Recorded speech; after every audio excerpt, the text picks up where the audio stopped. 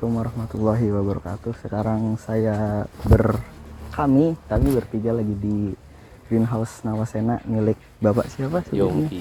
Bapak Yongki. Ini fokusnya di melon ya Pak, benar? Iya. Sebelumnya ini udah berapa lama ya Pak memulai usaha? Ini kalau untuk melonnya sendiri itu mulai Maret 2023 kemarin. Ya. Baru banget ya? Baru banget, ya ini baru 1 kali panen. Gitu. Ini tanam yang kedua. Itu kenapa Bapak kepikiran itu milih melon gitu? Kenapa enggak enak? Tadinya saya bergelut di tabu lampot, ya memang suka di buah-buahan, kemudian agak ke tanaman hias, lalu kemudian tertarik untuk hidroponik. Tapi tetap ya pertimbangan ekonomi gitu. Jadi ada di sekitar sini hidroponik besar sayur gitu, cuman yang saya lihat harga jualnya kan masih antara produksi dan harga jualnya masih jauh gitu. Jadi sekarang aja tutup gitu. Jadi kemudian saya yang sekiranya bisa menghasilkan lebih, nilai ekonomisnya bisa lebih apa nih gitu. Terus akhirnya ketemu satu komunitas gitu melon gitu. Jadi saya belajar muter-muter di Banyumas gitu ya, muter-muter. Terus saya pilih untuk nanam melon jenis Golden Aroma. Ya, jadi memang kalau ini jenis ini kalau dari segi rasa manis gitu ya. Kemudian dari sisi untuk penjualannya juga nilainya agak tinggi gitu. Berarti memang nilai ekonominya itu lebih bagus melon ya, daripada sayur-sayuran gitu. Ini untuk biaya produksi satu greenhouse ini dalam 1 kali panen berapa ya Pak? Kalau biayanya dari penanaman gitu ya, nutrisi dan pupuk itu kurang lebih sekitar 5 juta lah untuk kapasitas 496 pohon di sini. 409 gitu. Banyak. Jadi untuk 80 hari ya, 1 kali panen itu kan sekitar 80 hari gitu, sekitar 5 juta. Dan itu untuk nilai jualnya itu pasti lebih itu ya Pak ya? Iya, Lebih tinggi juga. Kalau saya jual 1 kilonya itu 35.000. Padahal kalau di luar ada yang bisa jual misalkan kayak di Jakarta bisa sampai 45.000 1 kilo. Gitu. Memang tingkat kemanisannya kalau kita ukur pakai refraktometer gitu ya, tes breaknya gitu ya, itu ini bisa mencapai 17. Bahkan ada yang di Purwokerto juga itu kemarin ada yang sampai 20 break. Itu manis enak banget ya. Enak sekali. Biasanya dalam 1 kali panen kemarin itu dapat berapa melon Pak dari yang ditanam? Oh iya, dari total 496 itu kemarin kurang lebih bisa menghasilkan 350 kilo lah, sekitar 350 kilo.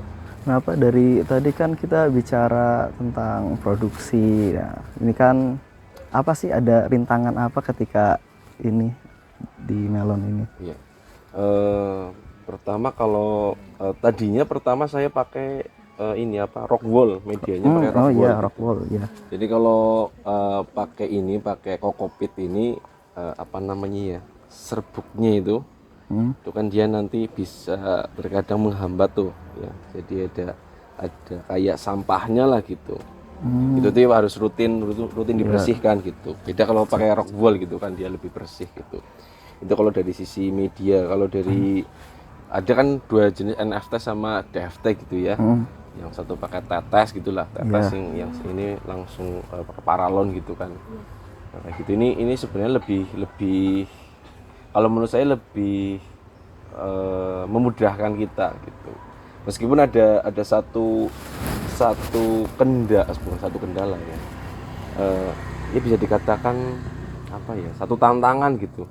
Jadi kalau ini bahayanya ini kalau pakai sistem paralon seperti ini, itu kalau satu kena virus, ya misalnya satu busuk akar nih, nah itu bisa nular ke semuanya gitu. Itu yang ya masih dikhawatirkan, sedangkan belum ada antisipasi tuh dari petani ini, sebabnya apa sih, terus bisa diantisipasi pakai apa gitu.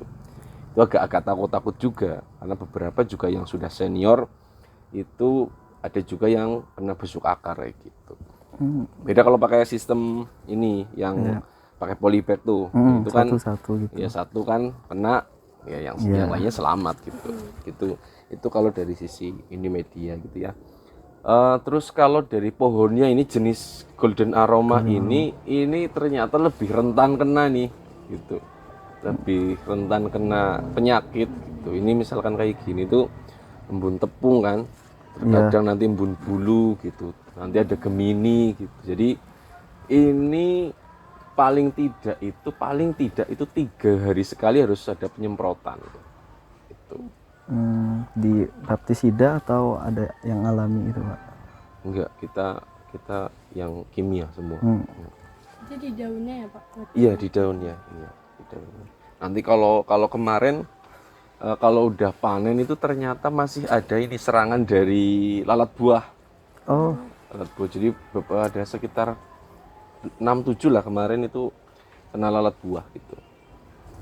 Mungkin Bapak ada ini langganan pasar buat ngejualin hasil dari panen. Oh iya, kalau saya di Purwokerto, kalau toko itu paling 2, tapi lebih banyak langsung ke konsumen, langsung ke user gitu. Di Purwokerto sama di Purbalingga itu di 2 titik itu. Tapi kebanyakan juga kita langsung ke iya, ke user ya. terima itu apa Pak? Penjualan dari rumah gitu Ya, secara online juga. secara online juga. Ya. Kita pernah kirim ke Jakarta, biasanya lebih sering ke Jakarta. Kalau ke luar Jawa belum pernah gitu. Iya, mungkin segitu ya dulu ya. Terima kasih Pak. Oke. Oke, ya begitu wawancara kita hari ini. Terima kasih semuanya.